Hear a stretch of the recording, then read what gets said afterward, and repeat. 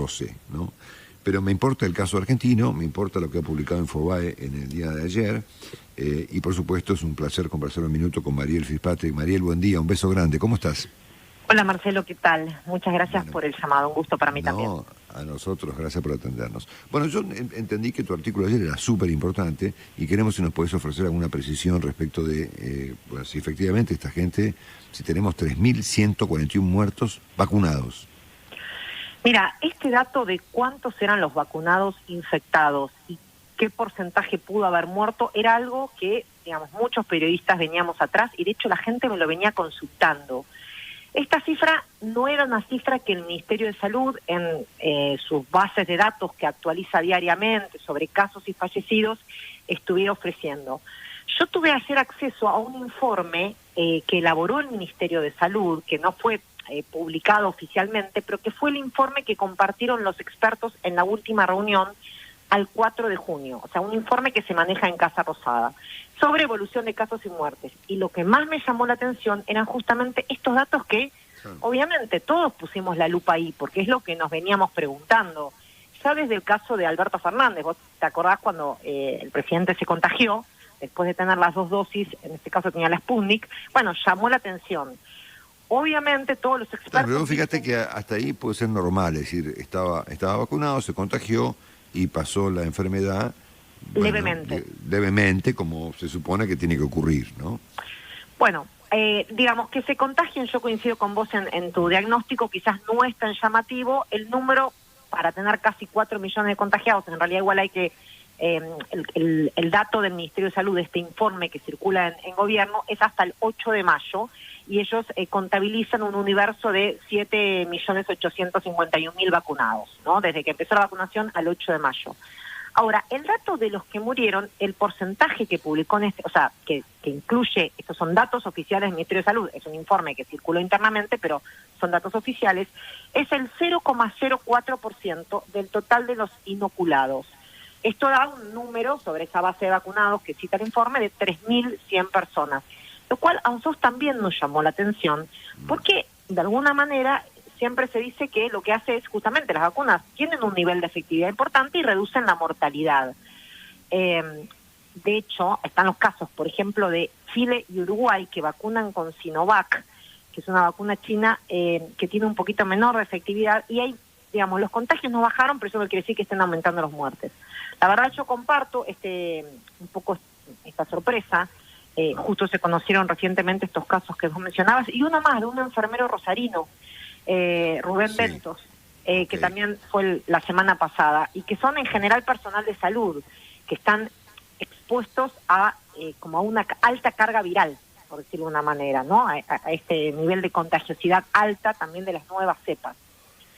Ahora, déjame decirte algo, Marcelo. Lamentablemente, estos datos a los que yo accedí, que publicamos ayer en Infobae, no tienen, lo interesante sería ver el desglose, o sea, qué tipo de vacuna recibieron estas 3.100 personas, o sea, el 0,04%, que es un porcentaje bajo, ¿no? Digámoslo, de los vacunados al 8 de mayo.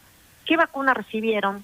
Si tenían enfermedades preexistentes o no. Una serie de variables que sería interesante que el Ministerio de Salud dé a conocer para entender un poquito más este panorama, que en principio la cifra impresiona un poco. Sí, también te tomo, Mariel, que como porcentaje puede sonar bajo, pero el número de personas son 3.000 y pico, no es un número de personas, son 3.000 y pico muertos vacunados. Es un dato que, si a vos te impresionó escribiéndolo, a mí me impresionó leyéndolo.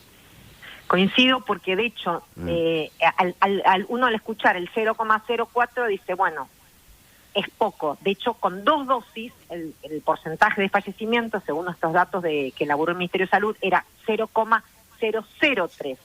Pero la realidad es que si vos decís son 3.100 personas, es un número importante. Digo, nosotros tenemos hoy, largamente pasamos los 80.000 muertos, o sea, tenemos muchos muertos. Y de hecho ayer hubo más de 700, o sea, sí, ayer fue el segundo peor día de toda la pandemia. Ayer fue el segundo peor día, con los casos en baja y los muertos en alza. Dicen, Mariel, por ahí compartís este dato como lo tengo yo, que estos muertos reflejan lo ocurrido hace 20 días, cuando estábamos en el pico de los casos. Bueno, puede ser, obviamente, ¿no?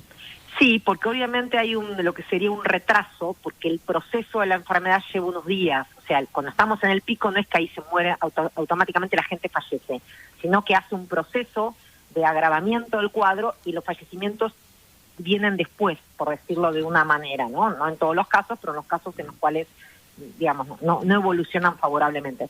Esto es verdad, pero igual venimos con una media de muertos diarios que supera los 500 y que de alguna manera incluso naturalizamos. O sea, no estamos hablando de 100 muertos, estamos hablando más de 500 muertos por día, ¿no?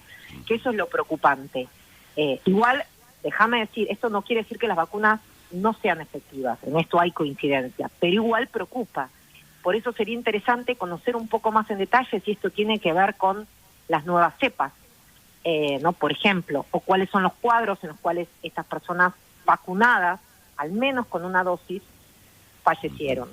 Mira, hay un dato no de la Argentina, pero sí de afuera, que me acaba de mandar Juan Dillon, que dice que en el caso de la llamada ahora cepa Delta, que es la cepa de la India, la vacuna AstraZeneca ofrece un 60% de protección y la de Pfizer 88%, ¿no? O sea que efectivamente hay diferencias de protección de las vacunas respecto a una u otra cepa, ¿no? En este caso es una diferencia de 22 puntos, ¿no?